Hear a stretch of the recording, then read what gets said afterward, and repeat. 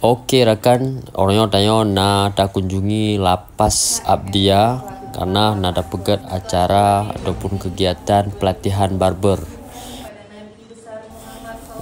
Kegiatan ini dibuka dengan seremoni sambutan dan dibuka langsung oleh kepala lapas. Kegiatannya akan kamu pegat selama leuro. Tak pernah kiban cara ada kau kiban industri kau kamu jelaskan mandum bukoji bak warga binaan yang akan tubit dari sini sehingga nanti orangnya nak keahlian dan jet mita rezeki yang halus.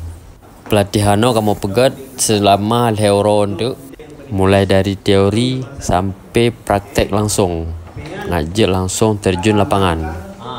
Dari tak jelaskan fungsi kegunaan alat, cara mat, cara rawat dan segala macam. Model-model tren-tren yang zaman ni Jadi tengok baik kalah saing tengok. Peserta pelatihan je yang kajian setengah, yang memang ke profesi ataupun yang dari baru dari nol hanjir. Cuaca sino tengah hujan tapi tengok tetap semangat, hendak kendo semangat karena memang semangat untuk belajarnya hanya kendo sakai. Oke, noile dah menempat lembak video berikut je.